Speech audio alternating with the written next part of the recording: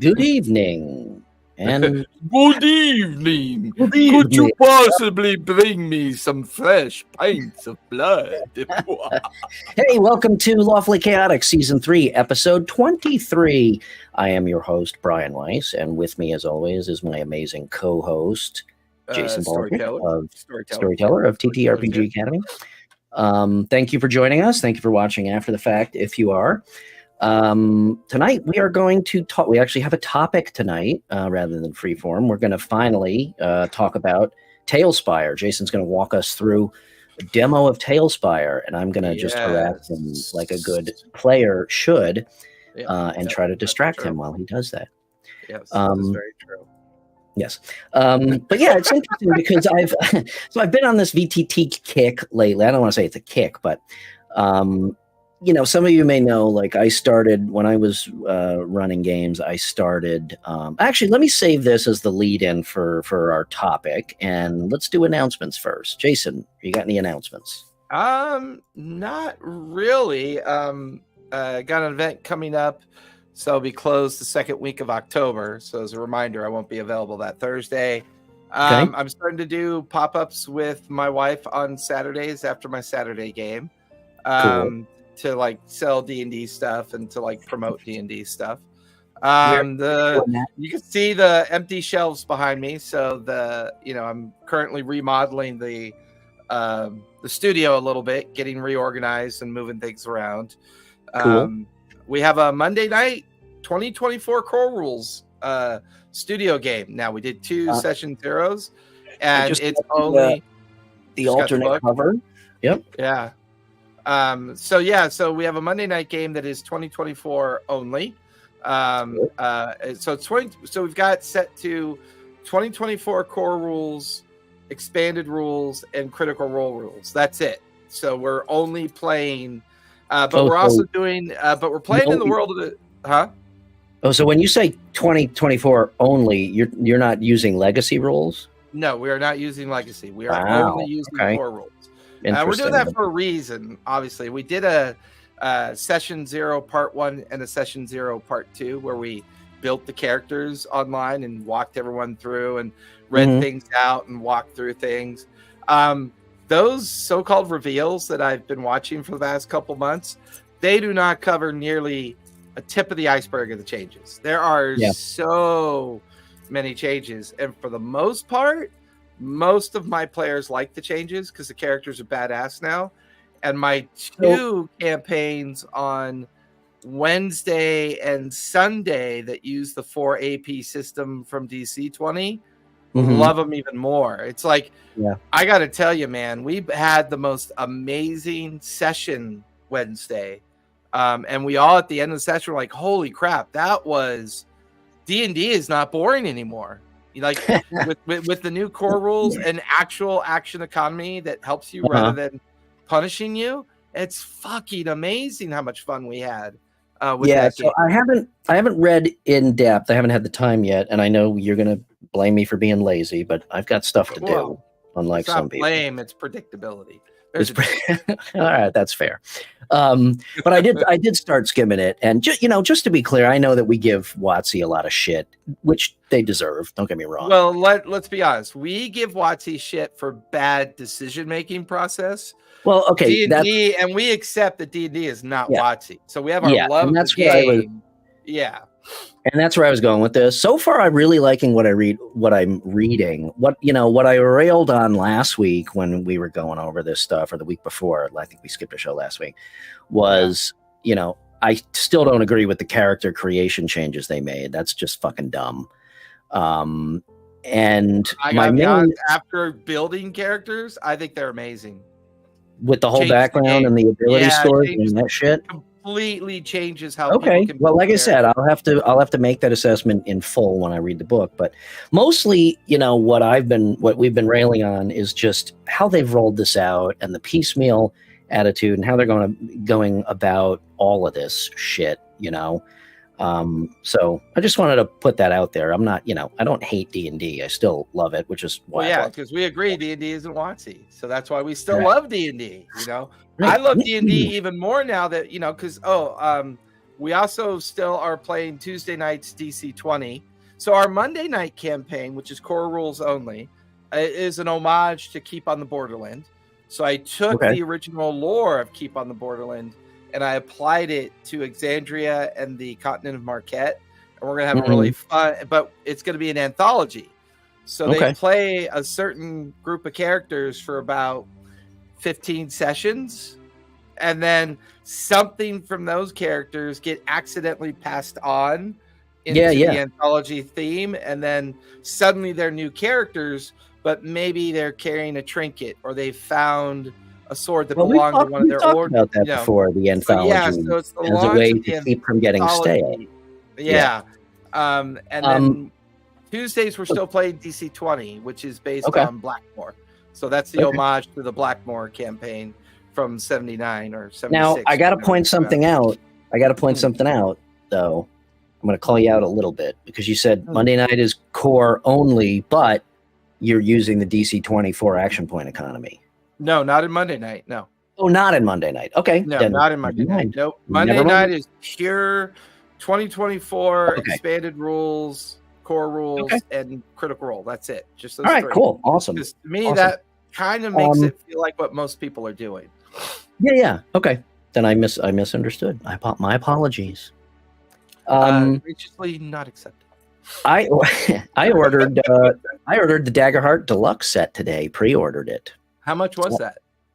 It was $149.99. I will be ordering the Daggerheart I Am Broke as Fuck set when that. I'll be doing that one. I mean, I kind of felt, even though I had very little to do with that. It was just some pre-production help. Hey, you were involved in it. It got you a trip out to the Greek theater. It got you. Yeah, absolutely. You could say for other, like you could go to game developers and say, hey, I helped do some artwork and illustration work for, I don't like to embellish when it's not due. All I did was some pre-production structural box diagrams and whatnot for their production team. So none of my artwork or stuff is in the book. I just want to make that clear. That's why it's still real work. It is in Candela. There's a couple pieces of mine in Candela. So, which is a beautiful book, by the way. I do plan on trying to get another table open for Candela. I love that system. I love that system so much that I was toying with the idea of dumping the Free League mechanic system for Fear the Walking Dead and use the Candela system for Fear the Walking Dead because it's so much better. It would fit that genre pretty well, actually, I think. Well, it has less to do with genre. It's such a clean mechanic and it's such a fun mechanic. And it's what I'm saying is that genre is so laser focused that I think it would really complement that. Maybe I got through the Fear the Walking Dead, which they use the Apocalypse system, I think is what they use for Free League. And it's just it's crunchy in all the wrong ways and it feels heavy. Like I like the idea of the fear system. I would probably keep that part of it, the fear system, but like the rest of it is like so kind of like loosey goosey. It's like it's I don't know. It's hard to describe. I didn't really like it. I've been watching other people play it. And I could tell that they kind of maybe thought it was a little bit heavy handed. So I don't know. I feel my thing about Daggerheart is I kind of felt compelled to buy the deluxe version since I at least put my hands on it. Beautiful kit, man. The cards, it's awesome. It's awesome. DM screen, the whole. If you like the structure of the box design, you're welcome. That was me. If you like my dry box, you're welcome. But not enough to get my name in the book. So. But I've been, believe it or not, the past couple of weeks, I've been running 2 games a week, 2 or 3 weeks, 2 games a week regularly. So, which is a good segue into our topic for tonight, which is VTT. Yeah. So when I first started doing the remote games, which was before COVID, I've mentioned that before, like I had figured all this out before COVID. So when COVID hit, I was like, oh shit, I already know how to do this. And then I spent like a year and a half perfecting my camera set up on the table. Okay. And again, I don't have a dedicated studio. So I had to have something that was unobtrusive in the living room and I could partially take up and put down and whatnot. So I spent a lot of time with different mounts, ways to mount the camera, using different cameras, et cetera, et cetera. You know, I've got a pretty decent amount of WizKids, tiles, what do they call it? The 4D. Yeah, they're terrain. I've got pretty decent amount of Dwarven Forge terrain, and you know, I still, you know, in my heart, I still love miniatures, and I still love terrain, and I still love playing at the table. Okay. But it's interesting because the more I did it, and mostly it was because of the setup and breakdown every fucking week and yada, yada, yada. I started realizing that in a way, because I wasn't able to, and again, I'm going to blame it mostly on the fact that I don't have a studio where I can leave this stuff up and build up what I need properly. I realized that eventually the miniatures and terrain was more for me than my players, which is why I started doing my own, like, you know, poor person's version, like a hacked VTT, which is basically I'm just doing maps in Adobe Illustrator and sharing that screen. Right. But my players responded to that really, really well. So I thought, okay, why don't I actually get into a VTT? And I know I asked you, you know, obviously D&D Beyond is nowhere near cooked yet. It's called Sigil. It's way out in the distant future. Right. It'll probably be called beta for the next, 5 years. For the next its lifetime. I will give them credit. Their beta is probably the most stable beta in the industry. It just never gets out of beta. I mean, to me, it felt like they took a butter knife and scraped off the icing of BG3. I'm not talking about left all the like their encounter builder out of it. Yeah. Roll20, I didn't want to get into. I know it's improved vastly over the past couple of years, but I still think it's clunky, and I don't really like it. Barry runs it for us. I don't like Roll20. I'm fine playing it. I wanted something a little bit more polished that would still give me some of the oomph of kind of, the terrain and the miniatures, if you will. Oh, by the way, I forgot to say, hey, 3 Miles, thank you for joining us in chat. Oh, and it's John Falk in our Instagram chat. It's one of my long old-time friends. Hey, John. What's up, buddy? Can't type your name. That didn't sound creepy at all. Hey, buddy. Hey, buddy. He's trolling me to see how big of a nerd I am, and then I'm gonna get mocked tomorrow on our fraternity chat. Yeah. Yeah, as you should. Yeah. Well, that was my role in our fraternity was, punching bag. Super nerd? Yeah, super nerd. No, not super nerd, but not punching bag physically, but just, right. mental abuse. So anyway, getting back to what I was saying, I decided I wanted something a little bit more polished. So I came down to Talespire or Foundry. I know I asked you about it. You run Talespire. Correct. Which I love the 3D aspect. It's really awesome, but I kind of saw myself getting distracted by the 3D aspect. And what I want is something above all else, simple.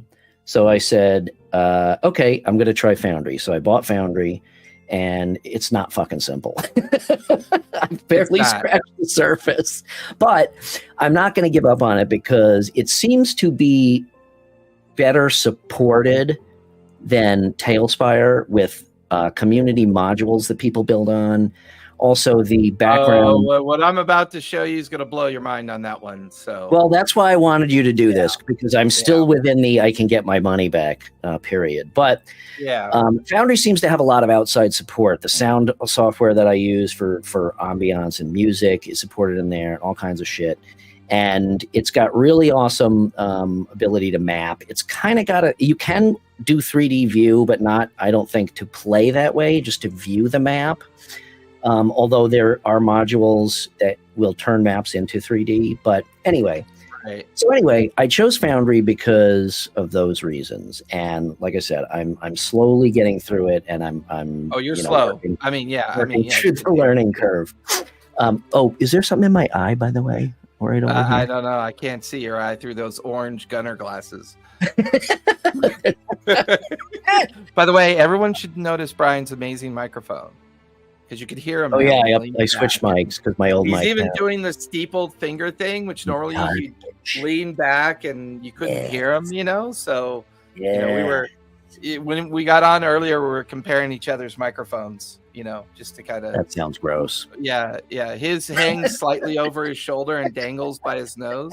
Mine sits by my chin. So that's definitely really gross. So anyway, having said all that, blah, blah, blah, I want to shut up now because while I immerse myself in Foundry and try to learn that, I'm still interested in seeing how Talespire works. So with that, take it away. So let me present let me turn the porn off first. Hold on. Let me share my screen. Put us into a share mode. So this is the Talespire website. Here's Talespire. Talespire. Okay, next week we'll be talking about. Yeah, Talespire is really fun for a lot of reasons. I use it because I need something that's versatile for my professional setting. When you run 8 online games a week, it's not like I have a lot of time to do a lot of that clunky preset shit that a lot of the other VTTs want you to do. Like they want you to build your campaign and redump all your shit here. And, oh, by the way, we know you already own it, but would you like all of this licensed content for this and this and this? I'm like, you know what? Focus on just making a really fun, like easy to use experience. And you've got me for life. And that's what they've done. So, let me start off by saying, the biggest thing that turned me off immediately of Talespire is, so Foundry is $50 and it's actually software. It's not a subscription. Jesus Christ. Like, when's the last time you've fucking seen that? I mean, your toothpaste is a goddamn subscription model nowadays. Foundry is you pay $50 and you own it. Talespire, I forgot what the cost is. Is it 29 or 19? $24 on Steam. Yep. But on Steam. You have to buy seats for your players. Oh, no, you don't, my friend. Okay, well, I want to hear about that because to me, without delving too deeply into it, that immediately was like, well, fuck that. That's a huge turnoff. So the only reason you need those seat licenses for Talespire is if you want them to be able to control their mini.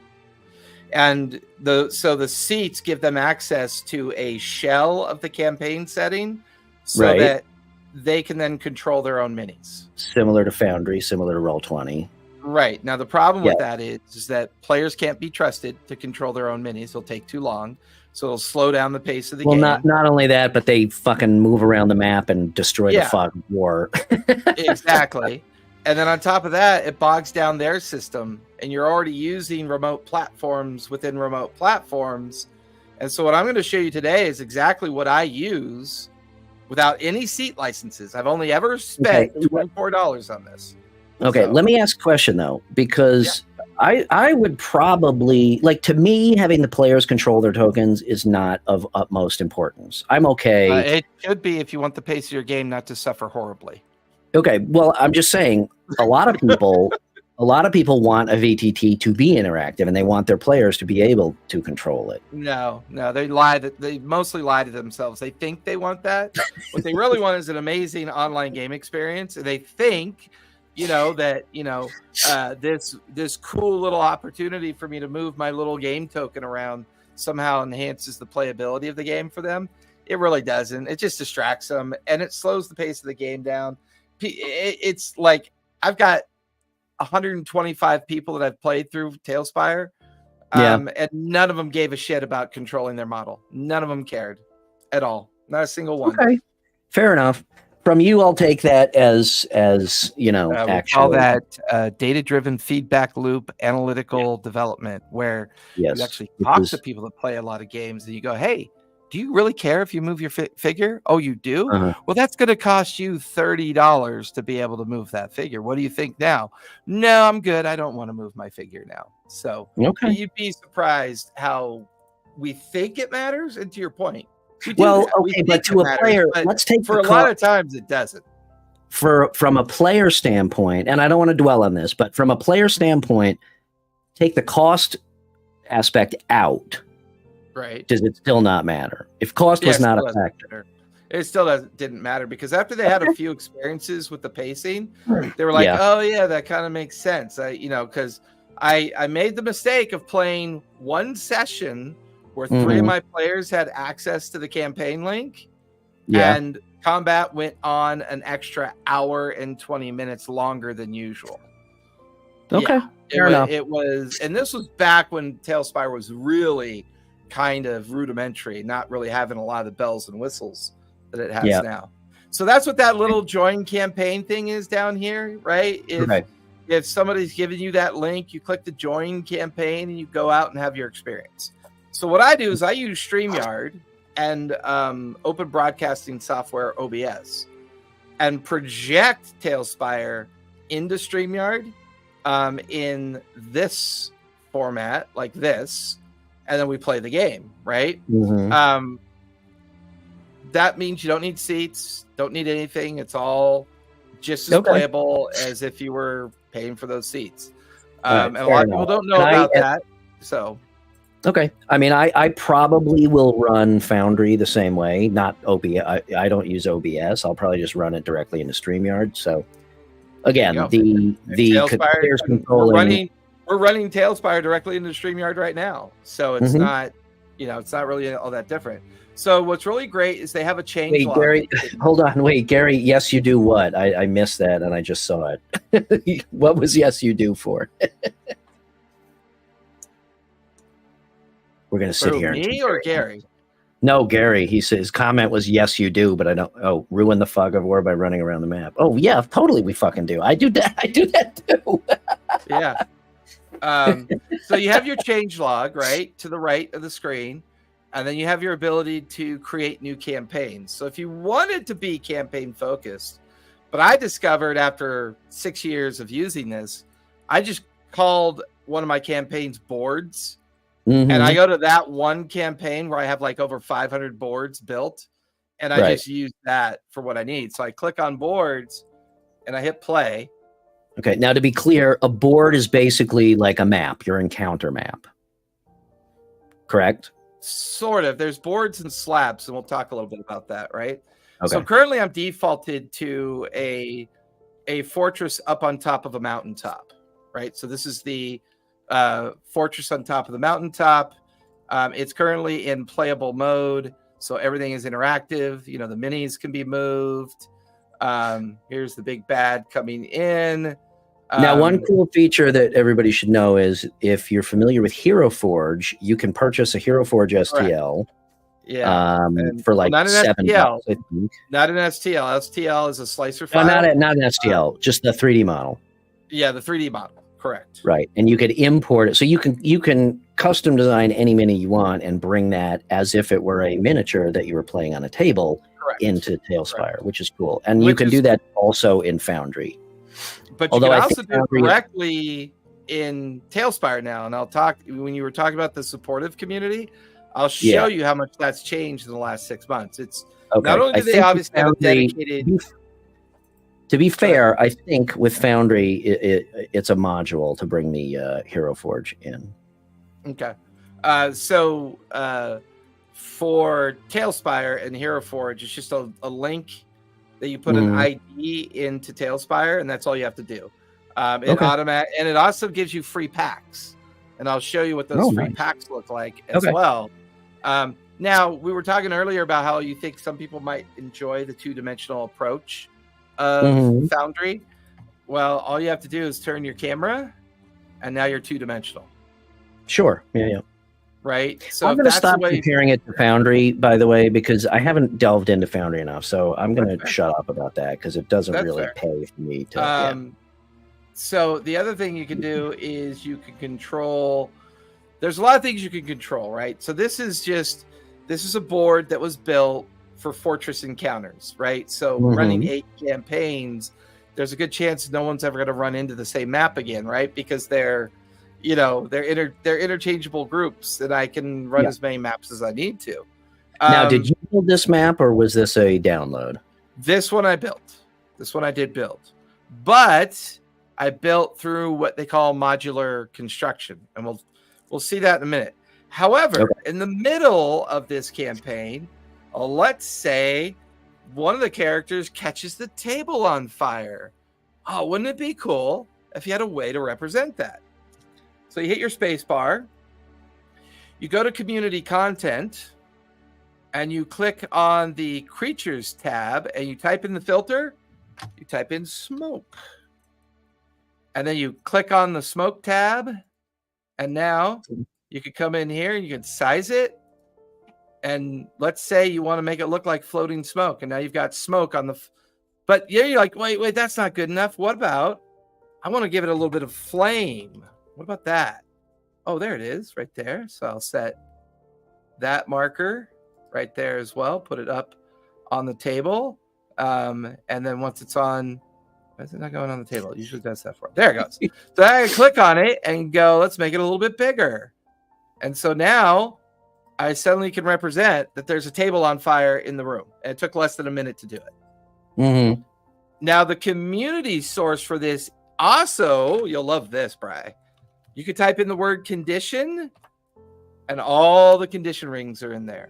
So let's say, wow, that's cool. So let's say this character is blessed. So you drop the condition ring on them. Let's say this, this thing is poisoned. You put the condition ring for poison on it. So all of a sudden, and let's say this person over here is hunter's marked, right? Does that follow that actor around? Yes, because then all you do is you highlight both, and it follows them around. Okay. Now, let me ask you something. And be honest, okay, for the average person, not you with your computer brain, how long is the learning curve for all this? I mean, you navigate this pretty quickly. It depends on how frequently you play. Okay. Right? Because you play a lot. I play a lot. I do play a lot. To do the math, right? I play 32 sessions a month. Okay. Right. So when you play 32 sessions a month, you're going to pick up things a lot faster than someone who plays maybe 1 or 2 sessions a month. Right. So yes, I acknowledge that, but my learning curve was still pretty shallow. And while I have an IT ops brain background, I don't have a Blender background. I don't have a 3D background in graphics or stuff like that. So from that perspective, no, I mean, I don't have that much of an advantage. If you're a gamer and you're familiar with the WASD control system, the mouse camera system, you'll dive right into it without any problem whatsoever. Okay. Right. Okay. So also I can switch to build mode. And let's say I want to take out a door because they destroyed the door. I can just right click on it. It's gone. Come out of build mode and we're good to go. Let's say I want to hide a character because it goes invisible. I can just hide it and it's ready to go. You know, it's gone. Well, how do I get it back? You hit the tab button. There's your hidden, reveal it, and it's back. No problem. Now, does the player see those, when you go into build mode and when you go into the hidden show hidden? In the campaign setting, no. If you want to pay for the seats and you want to do the kind of traditional campaign setting process, no, they won't see any of the DM's activity. Okay, but if you're running it like this through StreamYard or through OBS to StreamYard, they will. Correct. Like right now, I'm not running this through OBS. I'm running it just through StreamYard.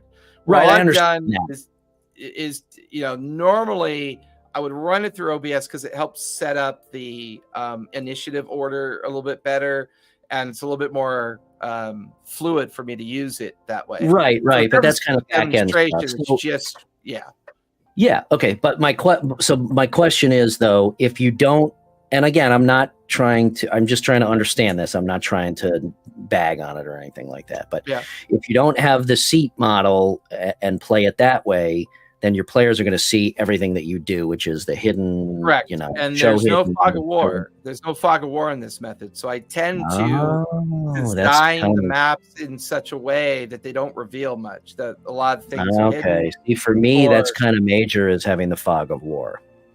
I think the fog of war is lazy man's crutch for theater of the mind. I disagree with you, and I think that statement is full of shit. No, it's pretty lazy. No, I actually think Fog of War is pretty cool on that. So for me, again, that would be a major thing. So just to get, well, you and I see not eye to eye on a lot of things when it comes to how to run a table and map. And That's whatnot. true. It does have interactive dice, so you can pick up a dice. So really quick, if somebody did want those features and whatnot, even if you're not having your players control your tokens, how much do the seats cost? How many do you need? I mean, I have no idea how much the seats cost because I've never bothered to look into it. Okay. It has no effect on my ability to run games, so I've just never looked into it. I think they're between $5 and $10 for the seats. But I don't think it's for the session. I think it's for the campaign. So it's not like I did briefly look at it. I think you're right. It's like you buy that seat for that player, and the player has that seat for whatever you run them through. Multiple campaigns, multiple sessions. Yeah. So even that's not too bad if you want to run it the traditional. I guess not. But if you have multiple players playing multiple games at the same time, then it could be costly. Correct. If I ran it that way, right, then I'm looking at 45 for seats. You. Yeah. That's yeah. So that's 45 times $5. Yeah. What about lighting controls? If you run it this way without the seats, do you have lighting controls? Yes. So you come up here, even though it's cut off on the screen, you can change your sky. Oh, okay, cool. Immediately, you can amplify your shadows. You can change your exposure. You can do post effects, which are lots of fun. Maybe you want to give it that kind of warm look, or because you're in a volcano, or maybe you want to give it that frozen look because you're in the far north. Oh, wow. That's cool. There's the ability to introduce fog. You can come up and it's got audio, but I've got that turned off right now. So it does have it has music. So currently it has about, I don't know, maybe about 30 or 40 tracks of music. Can you import from other sources? I don't know. I've never checked that because I don't really use it. But I would guess it would be worth checking, but I don't know that. But then you have ambiance, right? So you have all these ambiances that you can use as well. But they're only going to hear it once again if they're using the campaign setting, right? They're only going to. Okay, so a lot of these features do rely on the campaign setting. There's three features that rely on it. There is the hidden feature, the sound feature, and then the fog of war. That's it. Those are the only three that rely on it.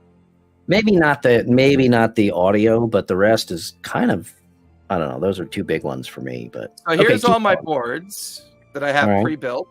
So we're going to switch to a different board. I have one. So to show you the max capacity of this system, I am going to show you one of the cities I built, which is one of my favorite cities. I built Nicodranus. Where did I put you? Did you build it in a day? Get it? It took about a day to build. You missed the joke. Rome wasn't built in a day. Nicodranus wasn't built in a day. I'm out of here.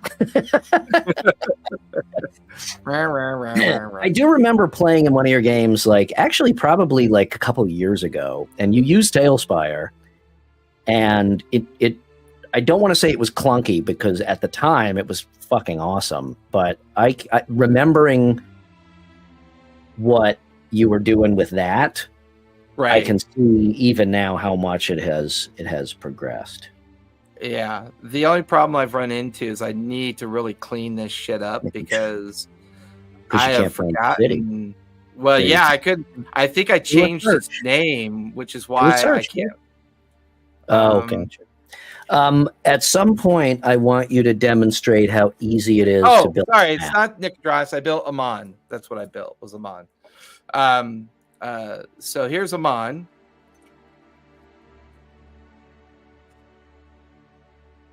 Looks pretty sparse to me. The thing's running. So by the time it's all rendered and loaded, right? You can then do a couple things. You can change the height of your perspective.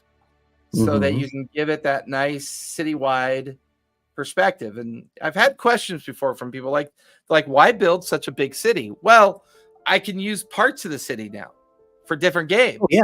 So if I want, I think that's fantastic. It's all on one map. Absolutely. Yeah. So now, but people go, well, how do you use the buildings? Well, you lower the building level, right? Maybe you want to bring it down to scale, and you lower the level to this level so that when you zoom in, the buildings will automatically start to retract. So now you're looking at the interior of the buildings that you're in. Wow, that's fucking cool. Right? So it doesn't really like limit you to single perspectives of the field, and here you are, you're going through a massive city. God, that's fucking awesome. So maybe we do something that takes place in this room. Can you set it though, so that if you are, if they are not going into those cities, that can you set it not to reveal? Or again, is that it? No, you just you put the perspective up. Okay. Yeah, you just lock out the perspective, and it's back to just the city level. But I mean, you've got 3-story, 4-story structures. That's fucking awesome. I was able to build the Yawning Portal, which was really cool and amazing. Okay, so let me ask you something. In all seriousness, how long did it take you to build this map? Probably a weekend, I think. And I'm going to show you why it was so easy to build. Okay, so I want to see a 3-story tavern/inn built, like how quick that is to build in a forest, in like a clearing in a forest. Okay. There you go. Built. Wait, what the fuck? There you go. Built. Everything you need. Okay, well, that took entirely too long, so you know what? I'm sorry. Wait, I meant to build you a large city tavern. So here's your large city tavern right there. Built. Okay, now wait a second. All right, fucking smartass. Is this? This is obviously from a library. I'm talking This is the community. Okay, no. That's first of all, that's fucking awesome. I mean, there's no doubt about that. That's awesome. Yeah. There's no reason to build anything from scratch anymore. Okay, there's like zero reason. Just say I have a specific building design. It doesn't matter what it is, right? Okay. And I want to build it from scratch. So I want to see how long it takes you to build, let's say, a 2-story tavern with a 2nd story with some, inn rooms in it.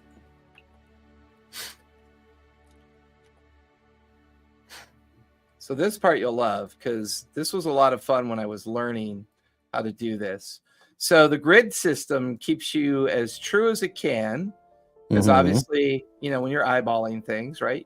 You nudge things. But I like how the grid is like a spotlight and not over. Well, yeah. Let me help you with that. There's a spotlight. Yeah. So you can actually turn on the spotlight if you want. Okay, so you're basically building with. I mean, it looks very much like Dwarven Forge tiles. Yeah, pretty much. And what's cool? Just drag. Can you drag? Okay, so another tool that I have is Dungeon Alchemist that I've started using, which is strictly a map builder. It's not a VTT. Their map builder it's AI assisted. So it's really fucking fast. Like basically you draw you drag and draw a square and boom. And like you say, castle interior, you drag a square, boom, the whole room is set up with furniture and all this shit. You can change anything you want, but the pre-built algorithms basically build that room for you. You can resize the room, you can add rooms, add doors in and shit like that. Now again, to be fair, so basically, I just built a quick structure. Well, okay, right? You said you wanted it to be 2 stories, right? Yes, and I want it to be an inn with a bar and some tables and a couple of video games in the corner. And right. So this tool is super fun. I'm going to copy it, and then I'm going to put it right on top of the first floor. Okay. Oops. Let me shift my camera eye a bit. There we go. Boom. So now I've got a 2-floor structure. You're like, well, wait a minute. There's no doors. There's no nothing. Well, this is when stairs, this is just the framework. So you go back in and maybe you pull this one out, put one in with a window. Okay, so you're literally building with Dwarven Forge tiles. Yeah, which is pretty cool. It pretty much feels that way. And then you go to the hammer and you say, okay, I want to put and then you smash it to pieces. I want to put in some containers in the top level. Maybe there's a little grain spill nearby. Maybe a little kind of container there. Let's say I want to do a crafting bench. So put in a crafting bench, maybe a shelving unit. Let's make it look creepy with its own functioning diode, which if you take it out of build mode, you can see it's crackling there for you. Maybe I want to put in some miscellaneous interiors. Let's put in a bear rug. Let's put in a bucket with a mop nearby. Bucket. And a mop to clean up the piss. Yeah. Maybe the box has a stack of books on it. Okay. Maybe there's a scatter of paper over on the ground. It's fair to say that it is a quick build system. Oh yeah, absolutely. Not as quick as Dungeon Alchemist, but Dungeon Alchemist is strictly a map builder. This is pretty darn quick. This is also completely in your control. And if you want to switch levels, right, you just come down here, you lower your build level to the ground floor, you lower your perspective, and now you can start on the first floor. That's very cool. So the perspective thing is really cool, how it just kind of fades out. So just to be clear, Dungeon Alchemist, and I have delved into that a little bit more than I've delved into Foundry so far, but that is in your control. You can change and customize anything you want in there. The AI just makes it so that it's like, I need a castle room, and you literally can make a castle room in 3.5 seconds. So the nice thing about the community, remember I was talking about that city only taking me a weekend? Yeah. Well, the community has built little slabs. So I can click a slab and I have a city slab ready to go. Okay, so it's almost, again, to use the Dwarven Forge analogy, it's almost like they're metal plates. You build your room on that, and you put the plate down, and it's part of your map. Because the community's labeled it slab, I can find the other ones and start connecting. So there's slab 1A, slab 1B, slab 1C, and when I connect them all together, I have built.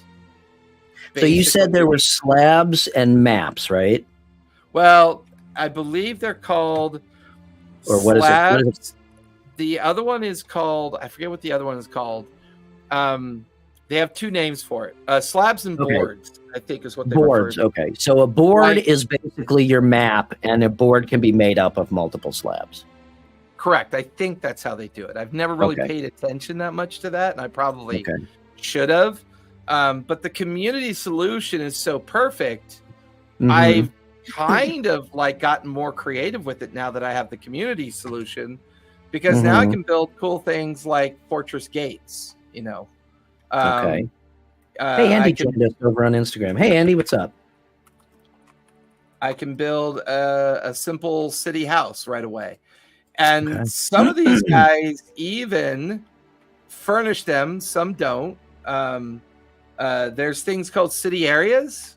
So maybe you're looking for, a riverboat district. So you come here, and now you have, this guy built a crane, a giant warehouse. He really fine-tuned this one to be more of an area that maybe you just need on the fly for an adventure that you're doing. He furnished it. The whole inside's already furnished. That's fucking cool. So it's all ready to go. So it's safe to say that the community support, the community library is pretty extensive, it looks like. And it grows every day. And it's not just D&D, bro. You could type in Warhammer. Oh, wait, no, that you cannot type in. What do they call it? Oh, they called it something else. You can't license any of that. Yeah, it's not called Warhammer. It's called like I think Siege Mallet. No, I think it's called. If you type in space, you start getting all the space related references. Space warrior or space soldier or something. Yeah, it might be Marine. Let me see. It's the same thing with STLs. Trying to find STLs. Yeah, What's funny is if I don't put anything in and I just empty the filter, it takes me to the most recent shit that's been added. Okay. So, for example, if I go through here, this one's really cool. This guy built a cathedral on a robot, which was kind of cool. This guy built a TIE fighter. Where is it? This guy built a forge, which is boss. That's cool. A ship on tracked wheels, which I thought was pretty cool. So when you go through, and there's a lot of modern builds because there's a whole sci-fi punk portion of Talespire as well. And when you link it to Hero Forge, you actually have access to all the Star Wars builds that are in Hero Forge. So you can build a sci-fi looking, Star Warsy kind of board or slab. And then you import stormtroopers and all the Star Wars figures. Suddenly you're able to play Aliens or 5e or The Walking Dead or Candela, although Candela doesn't really need a miniature result. Yeah. But for example, the Carbonite Bounty. Someone built the Carbonite Bounty of Han Solo, right? Somebody built the Starship Trailblazer. Now, let me ask you a question. Not that it would necessarily affect me, but are these people building this in Talespire, or are you able to also use like Blender or something else? They're using a mix of third-party solutions as well as. I was going to say that, like the Carbonite, for instance, that's not built into Talespire, right? No. So this guy built the the Lambda shuttle, out of Talespire components. Right. This one's really cool. Bird nest. That's cool. This is a steel water wheel. This is a, just an inn. This guy built a custom palm tree. This guy built a hill encounter. So maybe you just need a quick hill encounter. You click on it, it's ready to go. So if I type in robot, let's say no here, let's say I'm running a campaign and blah blah blah. It's in a desert and I need I'm sorry, I was looking at reposits. So let's say I was in the wrong filter. So let's say you want to build a dreadnought. So here you have a dreadnought now. Holy shit. Okay, that was built in a 3D program. Correct. So there, you could drop the dreadnought, turn it out of build mode, and now you have a dreadnought. So Christ. if you want to play like 40K epic, Starfleet. If you want to play Star Wars, you can. Do a quick search. I have a map I'm playing, and my characters went off story, and I need a desert pass, like between two mesas where there's an ambush going to happen. It's like Red Rock kind of desert, pass through two mesas, as I said before. I'll say it again. Two mesas pass between. So what you're looking for is something that would be similar to this. You have to probably do some minor tweaks to it. Mm-hmm. So just like that. So how easy is it to tweak a map? I'm assuming you could just nix that building, raise up those mesas. Come over here, spool out, get your crop tool out, right? Yep. And then you just come in here and you raise it. Why do you see? This is why my brain doesn't work 2-dimensionally. I do everything 3-dimensionally. There we go. And then I hit cut. Boom. It's gone. Okay. Building's gone. You have all the shrub. Raise up those two mesas. Do what? Raise up those mesas so that they're like 50 feet high. So what you could do is you turn on your grid. You go into build mode. You turn on your grid. You raise your build tier to this mesa right? So are you just copying and pasting? And then you just bring out your crop tool.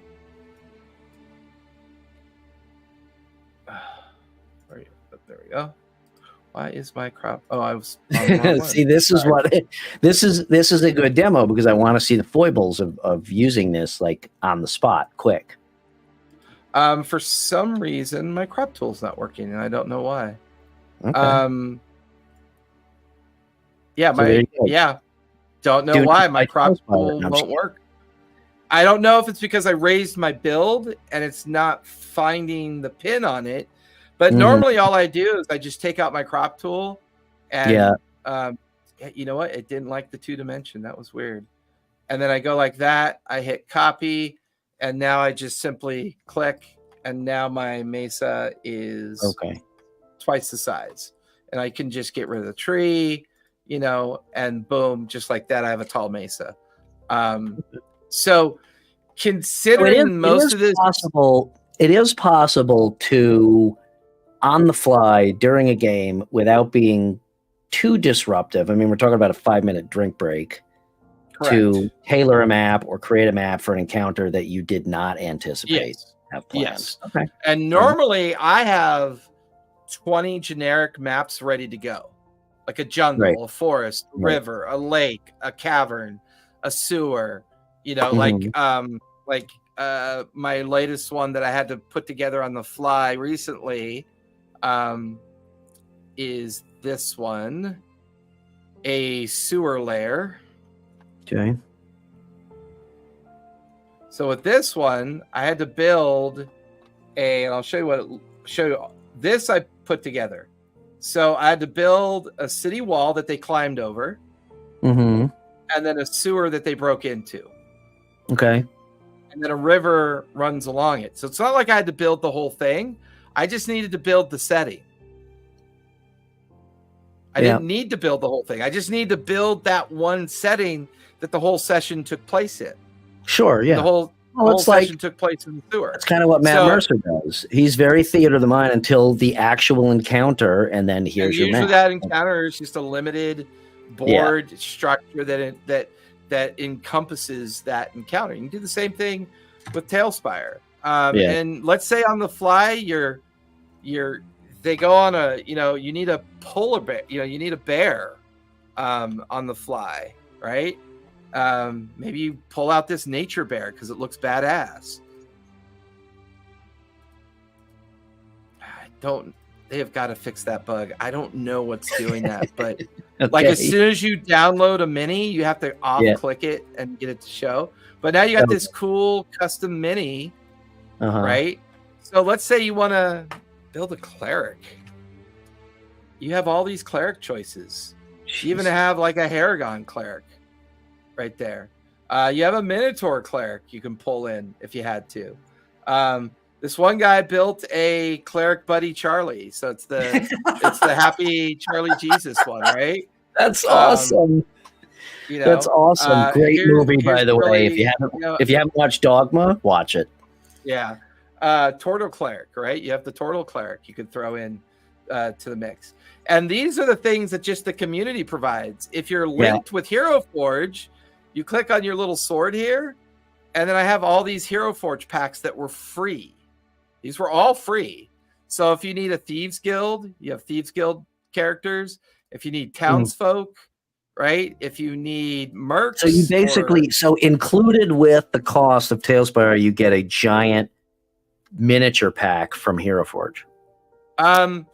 Pretty much, as long as you have a subscription with Hero Forge, which will cost you about, I think, like $12.95 a month, which is already paid off in spades for me. See? It's always the fuck you in the drive-through. It's always the subscription somehow. There's a tab in Talespire called User. This is where you click on User, and these are all the minis that my players have built themselves. So if I want to look for Cynthia. So now wait a second. When they've built that, are they free? They are free. Does not cost them any money to build it. All of these were free for them, but because I have a subscription, I'm able to import them in directly to the campaign. Now, do you need a subscription to do that? Yes, I need one to do that. Yeah. To import their minis. Correct. I get 5 per month with my subscription, which is really nice for me because when my campaigns last 2 years, before long, I've got like 50 credits saved up. And as soon as a new campaign starts or their characters want to modify, I've got plenty of digital credits ready to go. Or if I want to build a really cool big bad boss, I can go to Hero Forge, build it, and bring it into the campaign as well. So with your subscription, it's not necessarily you can build it like any of your players can. It doesn't have to be correct. Yeah. Okay. But every now and then you need a dead body marker that maybe you need on the ground, right? You can never have too many dead bodies, bro. Exactly. If you want to make your characters flying, of limbs, please. Severed limbs. If you want to make and here's the really cool thing: you can make your characters fly. Here's another cool thing that it comes with. You can measure distance. Yep. So say you want to see how close something is, that's 35 feet, or 40 feet, 40 and a half feet right there.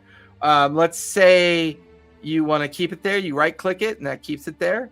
Let's say you want to mimic a cone effect. You stretch that out, covers where it is. Nice. Let's say you want to mimic an area of effect. You can click that and then click your button and then right click center mass and lock it, and it leaves your area of effect intact. So you know where all the area of effect areas are. So, okay. So again, do you find this,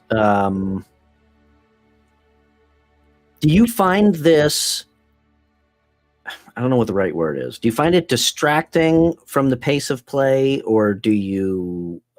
No, because everything's usually pre-built and ready to go. Okay. Also, because people are focused on what their characters are doing, not necessarily what's going on. They love the representation of the map because their brains feel more comfortable in 3-dimension. And the longer they play in that 3-dimensional play space, the easier it is for them to interpret what they're seeing. Okay. I'm just curious because in my mind, and I have, it's probably because I haven't played this yet, like you have with be it Talespire or Foundry or whatever. I kind of feel like in my mind, I'm trying to, to precognate like what my needs would be during a campaign, and I'm still stuck on like, oh, I may have to build shit on the fly or arrange shit on the fly. Yeah, but building on the fly is not that hard because when you have a creative day, you can just sit down and build 30 boards ready to go. And to a certain degree, you can control that expectation through the narrative, right? Yeah. Of course, You can use the DC system, like the difficulty check system. You could use randomness. You can use lots of theater of the mind tricks to kind of slow their pace down just long enough to allow you to put, something out there that you want to get ready off to the side. Yeah, no. I totally get that. I'm saying without having to use tricks, how streamlined is it? But to your point, now that I'm kind of starting to wrap my head around these VTTs, there's no reason, like you said, that you can't have 100 maps ready, Right. Like if they go so far off story and they end up here, well, maybe I'll just build a map for that. Right. So here's a tavern that's already pre-built. That's a large tavern. Yeah. And let's say you want to build a tower. Yeah. Right. So here's your tower ready to go. It's just this, the base of the tower. Here's the tower right there. It's just a quick. So you can quick build a furnished building or room like that. Yeah. Let's say you want to, build an airship.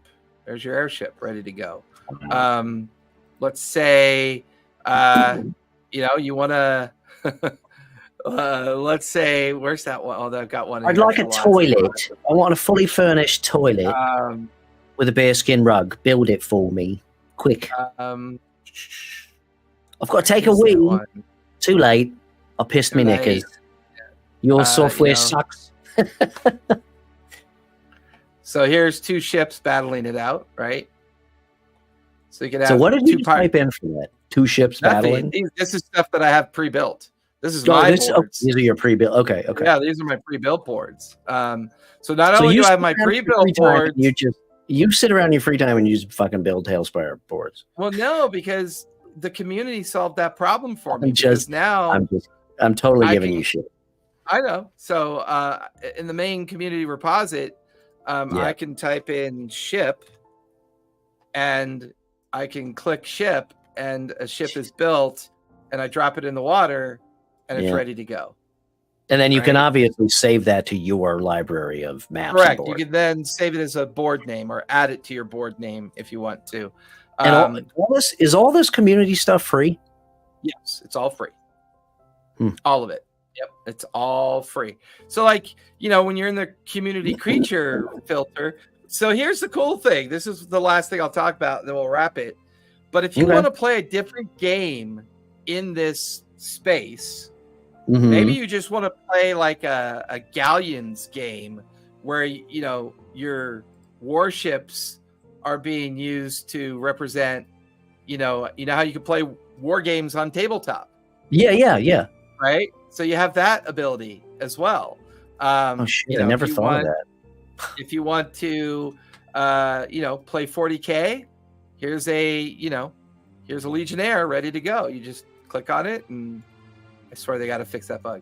So now you've got a Space Marine, Legionnaire ready to go. You could play 40K. You could play BattleTech. You could play board games. You could play Zombicide. Theoretically, I don't know if it's under BattleTech or if it's under Robot or Sentinel. I think it's under Sentinel. Shit, there was one more question. I forgot it. It is under what you were doing. So here, if you type in the word robot, you get all these robot builds. I think if you type in, get what it's called. Type in mech. Type in mech. There they are. So here you have all these mechs that people have built. So if you want to, play a mech-based game, you can do that. Very cool. So here you click on it, downloads it. You then click on something else, go back here, wait a minute, click, and then boom. Now you have a mech ready to go. Cool. I mean, they would do things, they would do Gundam, putting Gundam. I probably spelt that wrong. Gundam, Gundam. Thank you. Loser. Gundam. So look at all these Gundam mechs that they've built. Wow. Right? So the thing I love about Talespire, it's not limited to one type of play. That's what I wanted to ask. Does this support rule systems? Like if we're playing D&D, does this support that I don't use it. Character sheets and shit like that? Yeah, so those are called symbiotes. I don't use them because I don't need to use them. So if you go to the symbiotes, and you click, I got to clear the filter. And the big question for me is, does it support D&D Beyond? So, for example, you have the Dark Heresy 2E. You have the Demi-Plane Viewer. You have Sirenscape symbiote, so you can pump in. Oh, wow, it's got DC-20 already. It's got DC-20 beta. It's got D&D Beyond Party View. Roll the Dice Shadowrun. Wait, what is D&D Beyond Party View? So enhance your Talespire D&D sessions with D&D Beyond Party View, a Talespire symbiote that provides real-time tracking of character health and status at a character's glance from D&D Beyond. So it takes the character stats and pulls it into the game for you. Now, can you use D&D Beyond character sheet? Does it link D&D Beyond character sheets like, say, Roll20 does? Or I know Foundry does. I believe so. It's in one of these because there's Daggerheart. Okay. There's Pathfinder. So it does have that capability. Yep, it does. Okay. It even has the ability to. This guy is working on a D&D screen, so you can actually have your D&D screen up as a GM for all your quick cheats and references. That's cool.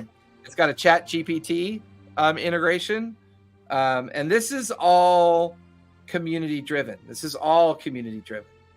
Okay. All of this, and it goes so on. It is a pretty robust community support. When they introduced symbiotes and they introduced the ability for the community to do all the detailed work, like one of the things they're working on now is they want to make it so that the ship that you build is a ship that you can move. So one of the things that they're working on is they're recognizing that people want to build a structure that won't change, but they want that structure to be movable and placeable. So now what they're doing is, so like there's still a little bit of polygon going on in Talespire. You know, you could see the lines, you could kind of see the linear nature of how it was put together. But now what they're doing is they're letting you build a house, and they're working on so you could identify that house and make it a single model that you can move. So you don't have to worry about it falling apart when you without having to use like the crop tool or the copy crop tool. Yeah. Okay. And that way, instead of so it's basically like grouping an object together. Correct. But that'll help rendering a lot better, because instead of rendering all the individual parts of the whole, it turns it into a whole, and therefore it doesn't have to render all the individual parts of the graphic until you go back into that house, and then it'll okay, that's cool. Correct.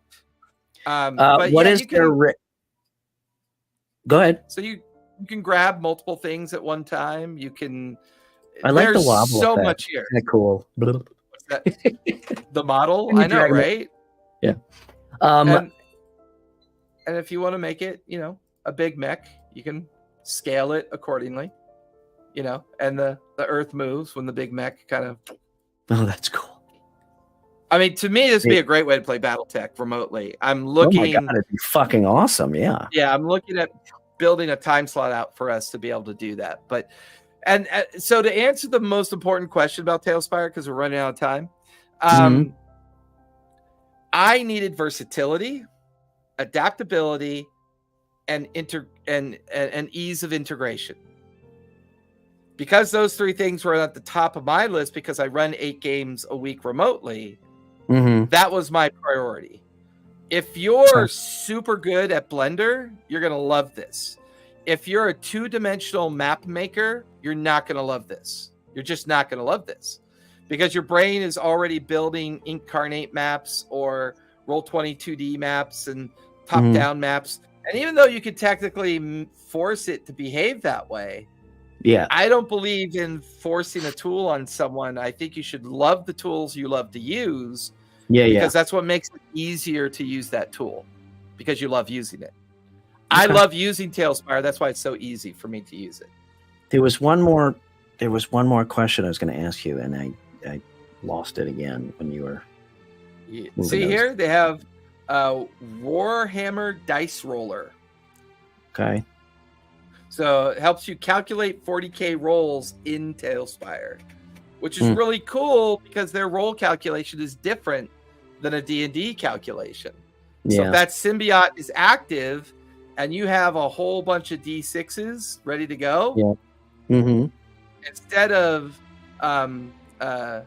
doing it D&D style, you know, see, D&D tells you to do it and add it up. Well, that's but we don't play we don't play Warhammer that way, right? We want those 4, 5s, and 6s, right?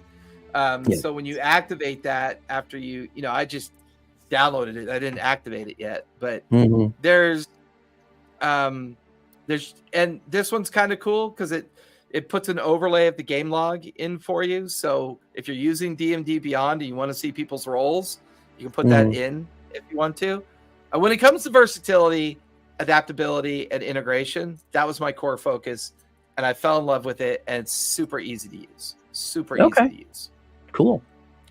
Well, awesome. I mean, that's a pretty good rundown. I mean, it definitely, at least now, I maybe touched on 30% of the tool. Oh, itself, sure. You know? I mean, I know in an hour. Core use of the tool, you know. Otherwise, we'd be here for a long time. But you know, I love it. It for remote gaming.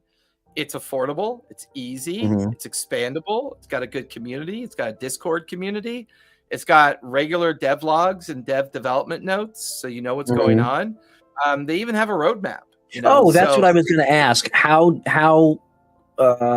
What is their time frame for updates and patches and all that type of shit? Are they pretty on top of that, or is it months? They're every week they're cleaning up bugs, or they're adding new packs or new terrain features. They're just every week something new comes out to support the game. Okay, so it's fair to say it's a very robust development schedule. Oh yeah. Okay. I mean, Bouncy Rock has been around for 19 years. I think Talespire started about 8 or 9 years ago, and it really gained traction within the last year and a half. And then it really took off once they added the community features. Once they put the community features in there, I mean, it just when did they put the community features? How recently did they put them? 6-7 months ago, I want to say. I think about 6 Oh, wow. or 7 So months not ago. long at all. No. And look at how big that community library had already gotten to. It's crazy. It's absolutely nuts. Awesome. Sweet. All right, well, we did it again, Brian. Cool. Yeah, that's awesome. That'll give me something. It won't make for a very good podcast, but hopefully the vodcast will like it. Well, I mean, it was informational to me, so Well, I mean, it'll give me something to think about. It'll give me something to think about while I dive deeper into Foundry, because I see some difference. I mean, they're very similar. I see some differences, both technically and how they approach things. So it'll be interesting. To check that out. Where can we find you, Bri?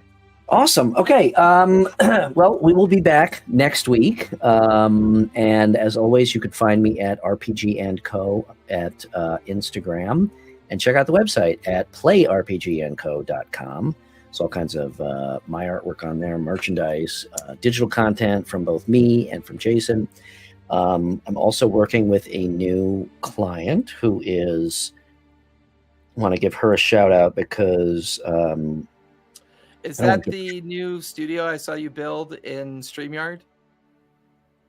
Yes. Game Master Moms. Yeah.